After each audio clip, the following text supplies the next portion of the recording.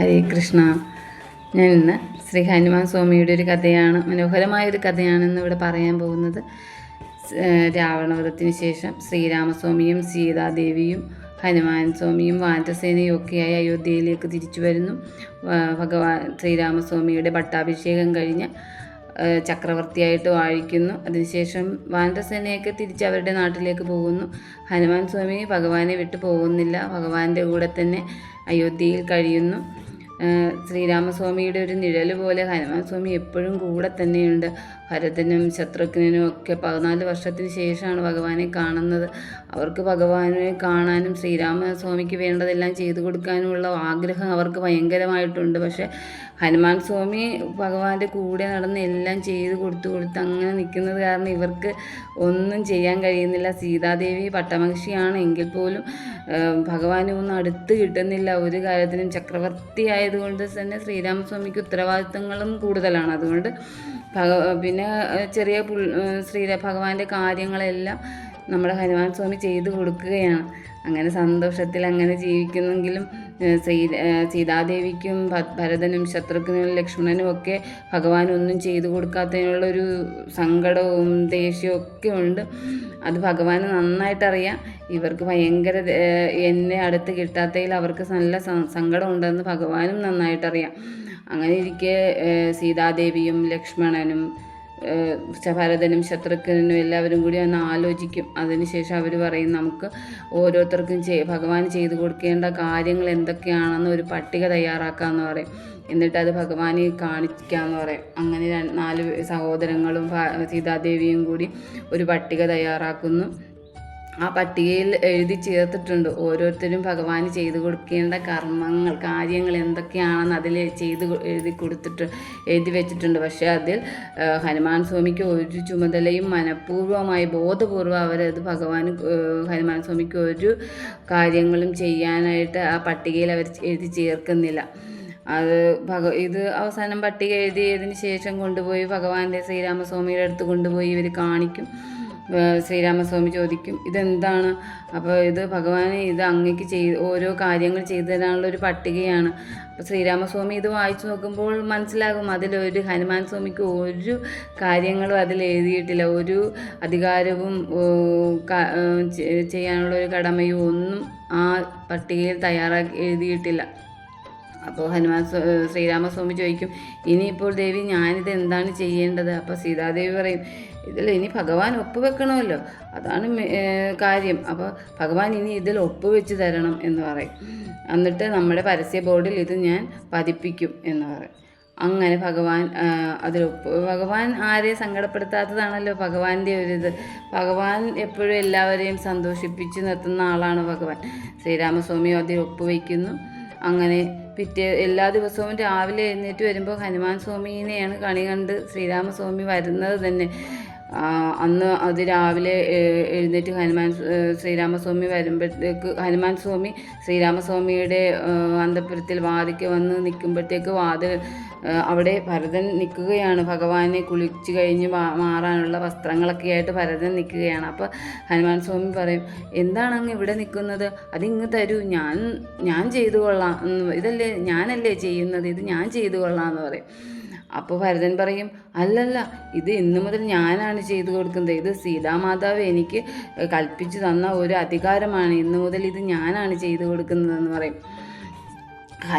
ഹനുമാൻ അപ്പോൾ കുറച്ച് സങ്കടമാകും. അപ്പോൾ ശ്രീരാമസ്വാമി വാതിൽ തുറന്ന് വരുന്നു. ഭരതൻ്റെ കൂടെ കുളിക്കാനായിട്ട് ശ്രീരാമസ്വാമി പോകുന്നു. എങ്കിലും ഹനുമാന് ഭയങ്കര ഒരു ചെറിയ സങ്കടമാകും. എങ്കിലും ഹനുമാൻ സ്വാമി ഓർക്കും, കുളിച്ചതിന് ശേഷം ഭക്ഷണം എടുത്ത് കൊടുക്കാമല്ലോ, ആ ജോലി എനിക്ക് ചെയ്യാമല്ലോ എന്ന് മനസ്സിൽ വിചാരിക്കും. അങ്ങനെ കുളിച്ചതിന് ശേഷം ശ്രീരാമസ്വാമി വരുമ്പോഴത്തേക്ക് ഹനുമാൻ സ്വാമി ഭക്ഷണം എടുത്ത് കൊടുക്കാനായിട്ട് അങ്ങോട്ട് ചെല്ലുമ്പോഴത്തേക്ക് സീതാദേവി പറയുന്നു, ഹനുമാൻ, ഇത് ഞാനാണ് ഇന്ന് ഭക്ഷണം എടുത്ത് കൊടുക്കുന്നതൊക്കെ എൻ്റെ കടമയാണ്, ഞാൻ കൊടുത്തുകൊള്ളാം എന്ന് പറയും. അവിടെയാണെങ്കിൽ കുറേ ദാസിമാരും സഹോദരങ്ങളും സഹോദരന്മാരുടെ ഭാര്യമാരും അങ്ങനെ അവരൊക്കെ നിൽപ്പുണ്ടായിരുന്നു. അപ്പോൾ ഹനുമാൻ സ്വാമിക്ക് ഇച്ചിരി വിഷമമൊക്കെ ആകും, മനസ്സിൽ ഇച്ചിരി സങ്കടം നന്നായിട്ട് തന്നെ വരും. ഹനുമാൻ സ്വാമി ഓർക്കും, എന്താണ് സീതാമാതാവ് തൻ്റെ മാതാവാണ്, ഭഗവാന്റെ പത്നി എന്ന് പറഞ്ഞാൽ എൻ്റെ മാതാവ് കൂടിയാണ്. സാരയില്ല, അത് ചിലപ്പോൾ സീതാമാതാവിന് ചെയ്യാൻ വേണ്ടി ആയിരിക്കും എന്നോർത്ത്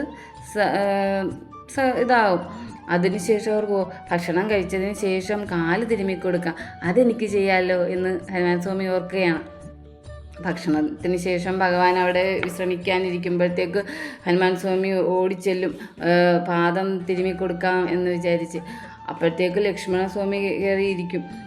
ഭഗവാന്റെ പാദം എടുത്ത് ലക്ഷ്മണസ്വാമി മടിയിലേക്ക് വെച്ച് നല്ല സ്നേഹത്തോടെ തിരുമ്മിക്കൊടുക്കും, തടകിക്കൊടുക്കും. അപ്പോഴത്തേക്ക് ഹനുമാൻ സ്വാമിയോട് പറയുകയാണ്, ഹനുമാൻ, ഇത് ഞാനാണ് ഇനി മുതൽ ചെയ്യുന്നത്, ഇത് എൻ്റെ കർത്തവ്യമാണ്, ഭഗവാന്റെ പാദം തിരുമ്മിക്കൊടുക്കുക ഇത് എൻ്റെ കർത്തവ്യമാണെന്ന് ലക്ഷ്മണസ്വാമിയും പറയും.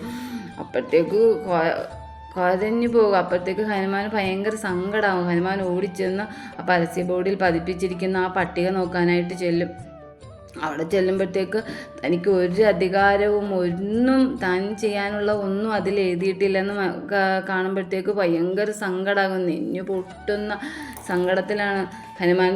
അത്ര കരഞ്ഞ് കൊച്ചു കുട്ടികളെ പോലെ കരഞ്ഞുകൊണ്ടാണ് ഭഗവാന്റെ അടുത്തേക്ക് ഓടി ചെല്ലുകയാണ്. അങ്ങനെ, രാമ സ്വാമി, എന്നെ ഒന്ന് സഹായിക്കണം, എനിക്ക് എന്തെങ്കിലും ഒരു സേവ ചെയ്യാൻ എന്നെ അനുവദിക്കണം, എനിക്കും കൂടി ഒരു അവസരം തരണം, അങ്ങയോട് എന്തെങ്കിലും ഒരു സേവ ചെയ്യാൻ എനിക്കും അവസരം തരണമെന്നും പറഞ്ഞ് ഹനുമാൻ സ്വാമി ശ്രീരാമസ്വാമിയുടെ പാദങ്ങളിൽ കെട്ടിപ്പിടിച്ച് കരയുകയാണ്. അപ്പോഴത്തേക്ക് ഭഗവാൻ ഓടി വരും.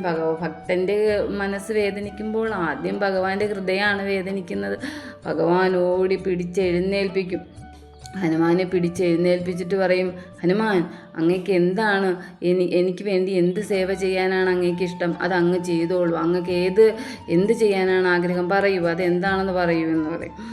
അപ്പോൾ ബുദ്ധി രാക്ഷസനാണ് ഹനുമാൻ. ഹനുമാൻ ആലോചിച്ചതിന് ശേഷം ഹനുമാൻ പറയും,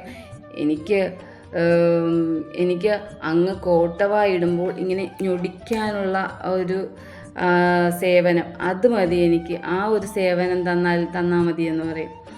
അപ്പോഴത്തേക്ക് അവിടെ കൂടിയിരിക്കുന്ന ആൾക്കാരെല്ലാവരും ഭയങ്കരമായിട്ട് ചിരിക്കും. ഹനുമാൻ, ഇത് എന്ത് സേവനമാണ് ഈ ചോദിച്ചിരിക്കുന്നത് എന്ന് വിചാരിച്ചിരിക്കും.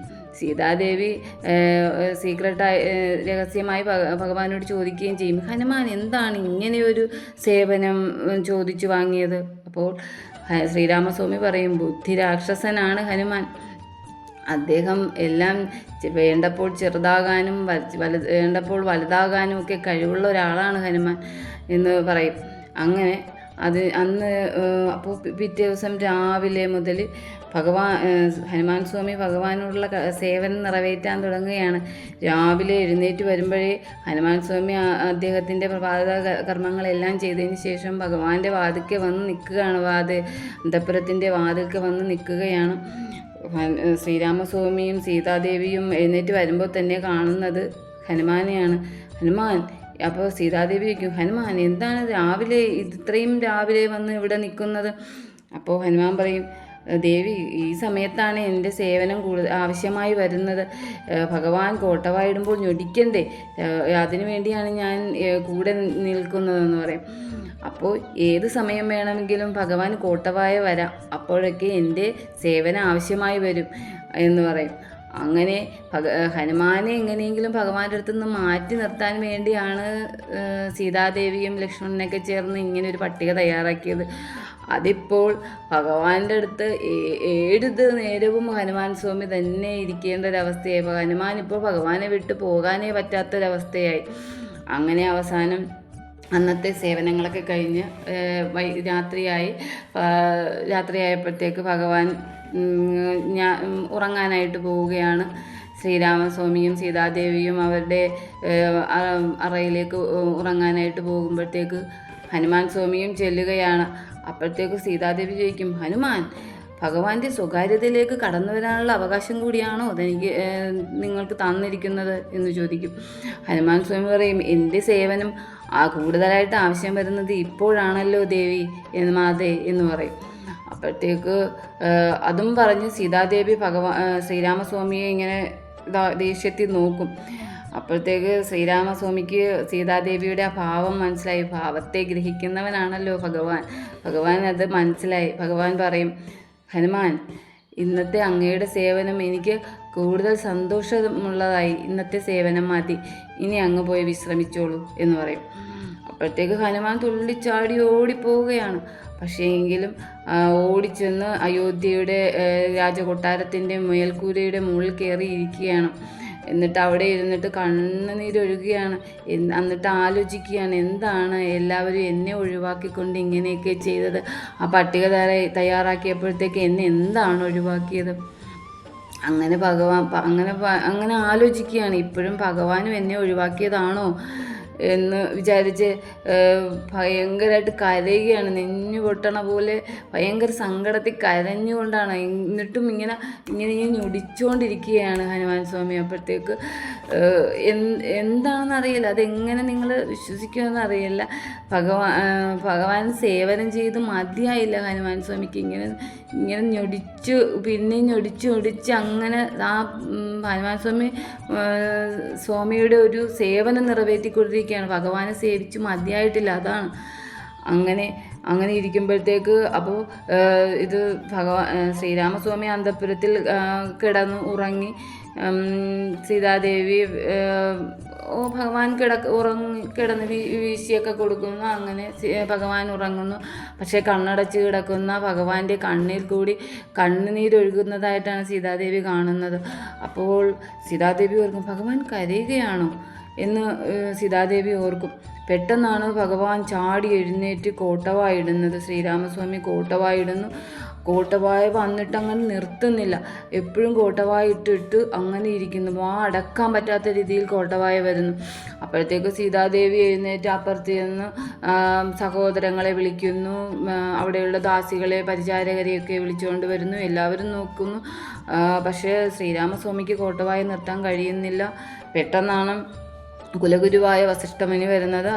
അദ്ദേഹത്തിന് ശ്രീരാമസ്വാമിയെ കാണുമ്പോൾ തന്നെ മനസ്സിലാകും എന്താണ് അദ്ദേഹം ചിന്തിച്ച് എന്താണ് ഉദ്ദേശിക്കുന്നതെന്ന് മനസ്സിലാകും. അപ്പോൾ വസിഷ്ഠ മഹർഷി പറയും, ഇവിടെ ഹനുമാന്റെ സേവനമാണ് ആവശ്യമായി വരുന്നത്. ഹനുമാൻ എവിടെ? ഹനുമാനെ വിളിക്കൂ. ആഞ്ജനേയൻ എവിടെ? എല്ലാവരും തിരക്കി നടക്കുകയാണ്. ആഞ്ജനേയ സ്വാമീനെ അവിടെ കാണുന്നില്ല. എല്ലാവരും ഹനുമാൻ സ്വാമീനെ തിരക്കി അവിടെ മുഴുവൻ നടക്കുന്നു. ഹനുമാൻ ലക്ഷ്മണ സ്വാമി അവസാനം ഹനുമാൻ സ്വാമിയെ കണ്ടെന്ന് പറയുന്നു. ഇങ്ങനെ ശ്രീരാമസ്വാമി അന്വേഷിക്കുന്നു.